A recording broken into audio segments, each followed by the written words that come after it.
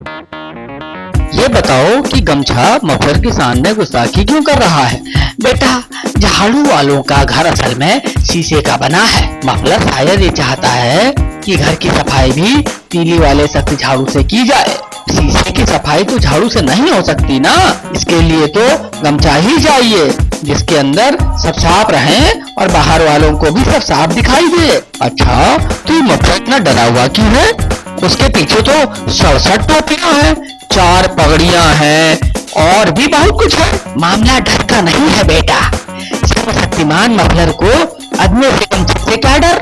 वैसे हो सकता है कि मफलर को डर हो कि एक दिन गमछा कहीं मफलर को साफ ना कर दे, लेकिन जनता का भरोसा तो मफलर पर है ना।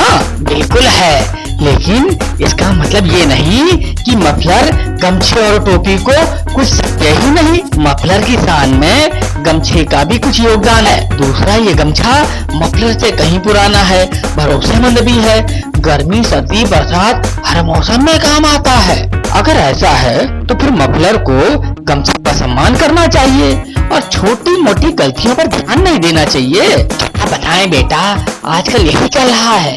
सामने वाले कमल के घर को नहीं देखा, धोती बूढ़ी क्या हुई, 9 लखिया सूट ने उसे पीछे वाले कमरे में पटक दिया। ये बात तो है, लेकिन अपना मफलर तो असल में अभी तो मफलर की बाहर चल रही है, जिंदाबाद के नारे भी जारी हैं, सरकार भी ठीक ठाक चल रही है, मंत्रालय में कैमरा भी नहीं चल रहा। अंग्रेजी बोलने वाले चिकने चुपड़े लड़के प्रवक्ता बन के टीवी पे बोल नहीं ले रहे हैं, तो फिर गमछे को कौन पूछे? इंटरनेट पे चंदा मिल ही जा रहा है, तो फिर 1 करोड़ का चंदा देने वाले अंकल को क्यों पूछना? कोर्ट के केस लड़ने के लिए कई वकील मिल जाएंगे, फिर बार बार सवाल पूछने वाले वकील साहब ही क्यों झेलें? ये काला कोट और गमछा समझ नहीं रहे हैं, सवाल पूछने का हक सिर्फ मफलर को है, उससे प्रश्न कोई नहीं पूछ सकता। अच्छा दद्दू, ये पलीद पांडे कौन है? कौन है? ये तो टीवी वाले ही जाने। कितनी बार तुझसे कहा है उल्टा करके नाम मत बोला कर। पांडे जी को नहीं जानता? टीवी भी देखा कर, जनरल नॉलेज बढ़ेगी। कल कहीं राज्यसभा में चले गए तो।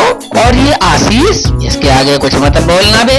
आई एम अ शैतान फैन। वैसे भी इस झाड़ू घर में अदब ही कुछ अलग है। लोगों का आरोप है कि यहाँ बोलना तो छोड़, कोई मफलर की मर्जी के बिना गुनगुना भी नहीं सकता। क्यों? हर दिल अजीज डिजाइनर सूट तो मंच पर गुनगुनाता भी है और गाता भी है, उसे तो कोई नहीं मना करता।